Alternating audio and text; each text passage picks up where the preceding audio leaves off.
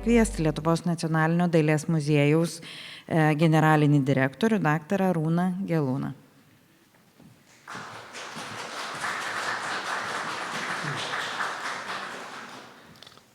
Labą dieną, gerbiama kultūros viceministrė, gerbiama premjerės patarėja kultūrai, Gamtos tyrimų centro direktorė, paveldo komisijos direktorė, paveldo departamento direktorių, mielas Vidmantai, bendražygi nuo neatmenamų senų laikų, daugybė kitų institucijų atstovų, vadovų, susirūpinusių paveldu.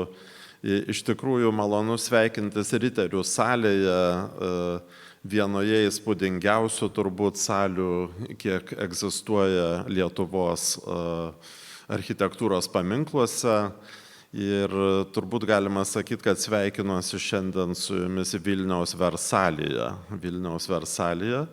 kuris yra vienas įdomiausių, vienas vertingiausių dvarų Lietuvoje.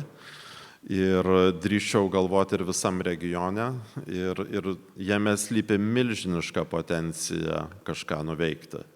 Man labai komfortiška, kad renginį turavoja muziejininkė, mano kolegė Eva Stonkevičienė. Ir žino, kaip ten viskas yra su muziejais.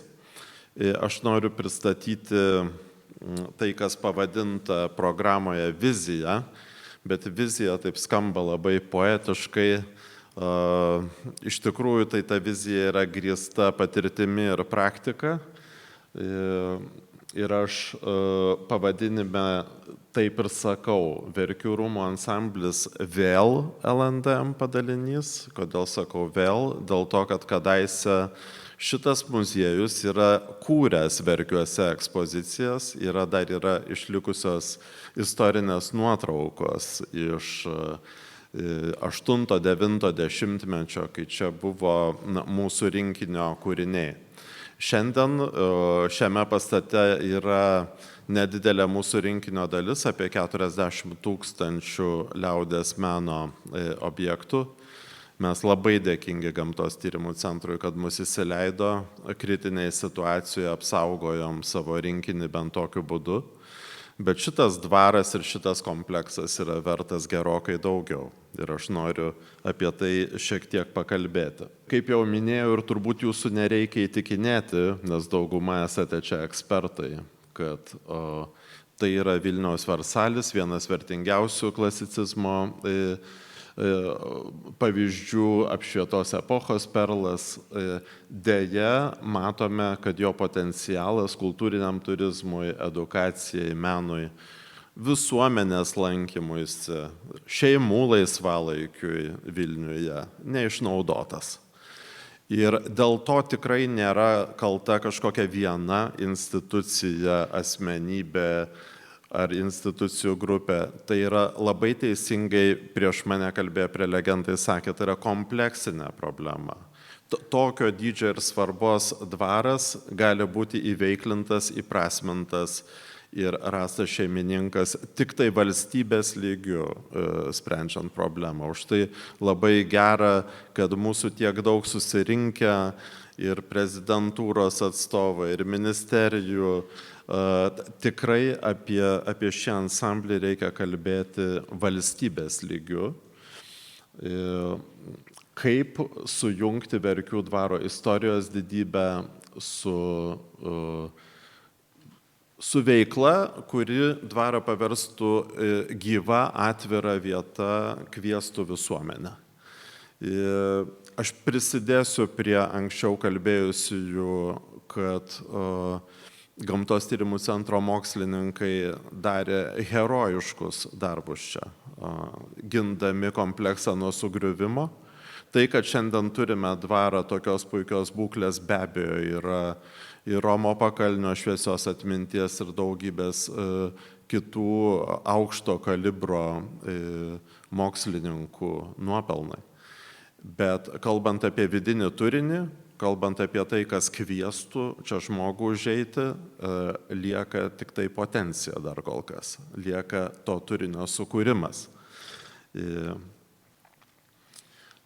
Apie istoriją tikrai jau buvo kalbėta, bet vienu metu čia buvo ir nepaminėta ankstesnėse prezentacijose Lietuvos dailės muziejaus, kuris šiandien vadinasi Lietuvos nacionalinis dailės muziejus interjerų ekspozicija. Na, nuotraukos galbūt ir nelabai įspūdingos kokybės, ten jų būtų galima ir daugiau pririnkti, bet matome, kad buvo vykusi pastanga atkurti istorinius interjerus.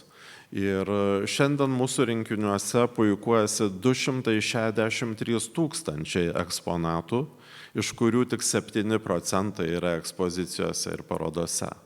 Taip kad slypi ir tapybos, ir grafikos, ir juvelyrikos, ir gintaro, ir metalo meno, daugybės sričių taikomosios ir vaizduojamosios dailės eksponatai laukia šitų rūmų, gali būti puikiai panaudoti, net ir neįdedant didelių investicijų. Ir aš pagrįsiu kodėl, parodysiu keletą istorinės nuotraukos, kad turime ir pakankamai, štai šita pati salė XIX amžiaus vidury atrodė truputį prabangiau, čia šiek tiek ironizuoju, na gerokai prabangiau, ne?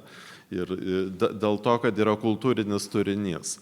Šita salė nėra skirta konferencijom ar koncertam ar susitikimam, ji yra skirta reprezentacijai, dalykų eksponavimui, puošnumui, šventė ir taip toliau. Tai aš manau, kad mes visi esame pajėgus matyti potenciją šitam rūme, šiandien tokiam gana kuklios būklės, kai kur truputį avarinės, bet mes gebame matyti potenciją puošnumui, reprezentacijai, kvietimui.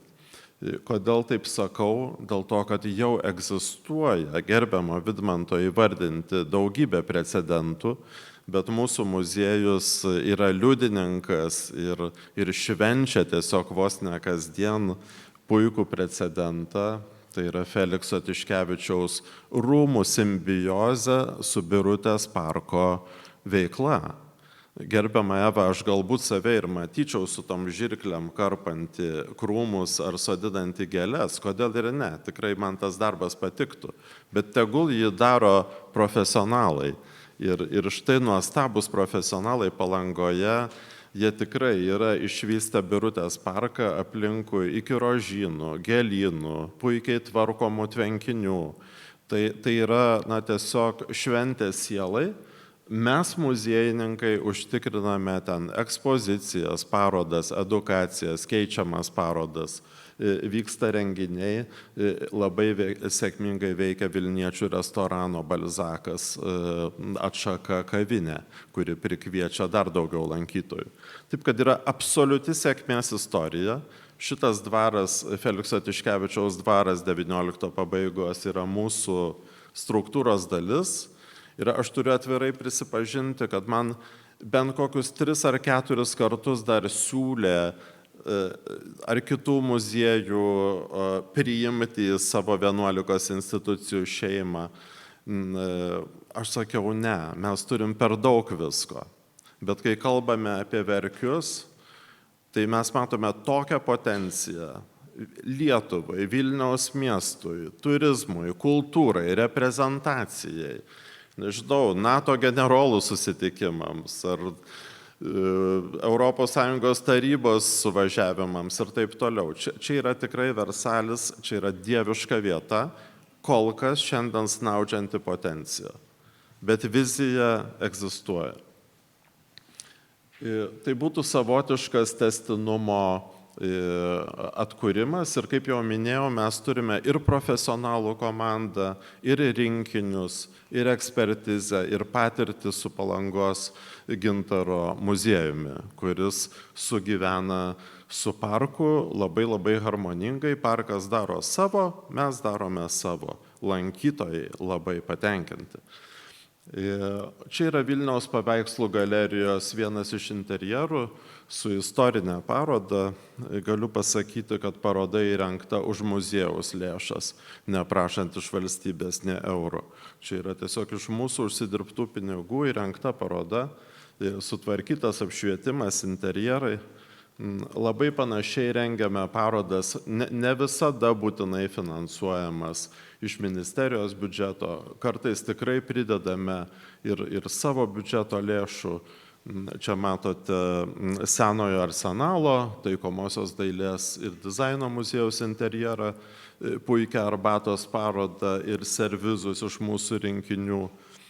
Ar pavyzdžiui Radvilų rūmuose veikiančią baroko dailės kolekcijos parodą, kuri taip pat buvo įrengta mūsų lėšomis.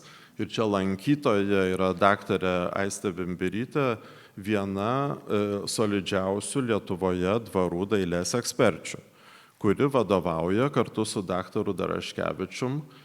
O čia jinai savo Palociuje Vilniaus paveikslų galerijoje neoklasicistinėme Chodkevičių rūmų interjere diskutuoja apie dvarų dailę, interjerus XIX amžiaus meną, ko yra ekspertė kartu su savo kolegėmis daktarė Joana Vitkute ir kitomis bendražygėmis. Ir šie žmonės vadovauja Lietuvos dvarų vasaros mokyklai. Žodžiu, yra visiškai ekspertai, kurie gali nuspręsti ir apie turinį bet kokio dvaro, įskaitant ir Verkių dvarą.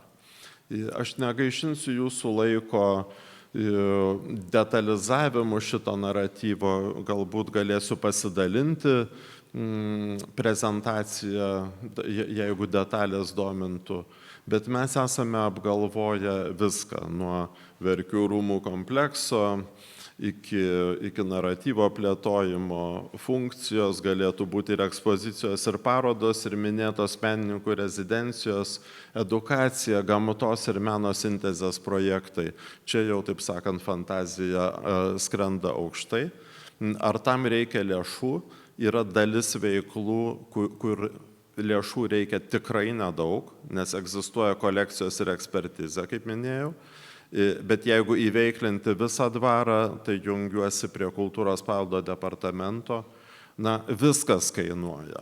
Mokslas kainuoja, menas kainuoja, socialinė rūpyba kainuoja. Nesitikėkime neįdėdami nė cento turėti puikų rezultatą. Palangos Gintaro muziejus, Felikso Tiškevičiaus rūmai taip pat yra restauruoti už europinės lėšas, sėkmingai įvykdžius projektą. Čia taip pat reikėtų tokių rekonstrukcijų. Bet dalį tų atvirumo ir visuomenės kvietimo veiklų galėtume užtikrinti tiesiog iš savo rinkinio išteklių, tiesiog sukurdami kažkokį patrauklų turinį.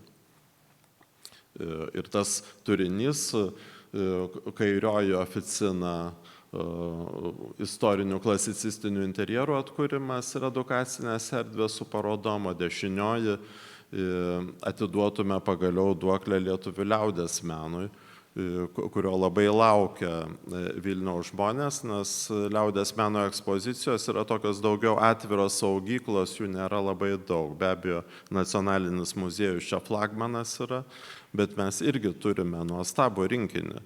Žiūriu į Dalią Bernotaitę, puikią ekspertę. Gaspadinė ant keliasdešimt tūkstančių fantastiškų kūrinių, kurie keliaus į Japoniją kitais metais bus pristatyti, o Vilnius laukia savo dienos, taip sakant. Dėl kitų erdvių, čia gerbiamas kolega Vidmantas minėjo Arklides užvažiuojamosius namus, tikrai atvira širdimi norėjome jau pat ten kažką parodyti, pavyzdžiui, liaudies skulptūrą, mūsų restauratoriai nustatė, kad patalpos užkrėstos bakterijomis, kurių pašalinimui reikia apie 1 milijoną eurų. Ir iš karto atsimuši į tokią sieną, negali skulptūrų dėti erdvėje, kuri yra užkrėsta. Už tai natūralu, kad tikrai iš tų 23 minėtų pastatų, matyt, daugeliui pastatų reiktų rimto dėmesio, bet žvelgiant į juos, tikrai matome ir šviesią pusę, matome fantastiškas įveiklinimo galimybės, rezidencijų, mažesnių ekspozicijų, tematinių ekspozicijų. Pavyzdžiui, čia netolies esantis fotografo namelis galėtų kalbėti apie fotografiją nesenąją. Irgi turim puikiausias galimybės tą parodyti. Parkas be abejo tikrai turėtų būti profesionalų rankose, šiltnamiai, oranžerijos turėtų būti prižiūrimi želdinių ekspertų, bet kažkokios meno intervencijos į jas taip pat galimos. Tai esame tą darę daugybę kartų. Dabar važiuosime į Juodkrantę, kur turime Pamario galeriją su tam tikra teritorija. Ir Juodkrantėje taip pat darome dalykus, kviečiame vietos bendruomenę. Labai džiaugiamės partnerystę su Neringos savivaldybe. Tikimės, kad įmanoma partnerystė išsami, gili ir su Vilniaus miesto savivaldybe, kuri galbūt Trakų Vokės dvare turi tokių sunkių patirčių, bet man atrodo, kad surėmus pečius galima labai daug nuveikti. Tai va, suaktualintume Vilniaus Versalio, istorinę atmintį, sušiuolaikintume veiklas, atvertume visą klasicizmo epochos didybę šiuolaikiniam lankytojui ir Vilniuje gyvenantiem žmonėm, ir miesto svečiam, ir reprezentacijai, kas jau yra precedentas mūsų kituose padaliniuose. Tai žinoma, tai yra tik vizija, bet viskas prasideda nuo vizijos. Ir mano patirtį, gera vizija yra tam tikras procentas jau tos motyvacijos ir entuzijazmo, kurios po to prireikia rengiant projektus, ruošiant ekspozicijas ir motyvuojant savo kolegas, kurie dažnai būna ir patys motyvuoti, nes dirba su didžiuliu entuzijazmu. Oi, kiek čia visko prirašėme su kolegomis, tai, kaip minėjau, prezentaciją galėsiu pasidalinti ir apibendrinant, tai būtų tikrai reikšmingas įnašas į nacionalinio paveldo įveiksminimą. Tikrai, nežinau reikšmingesnio komplekso negu Verkių dvaras, tai yra tikras Versalis. Šiandien truputį mieganti gražuolė, niekam nepriekaištas, bet mums visiems priminimas, kad galėtų būti kitaip. Galėtų būti taip kaip Palangoje. Kuo mes blogesni už Palangą? Dėkoju už dėmesį.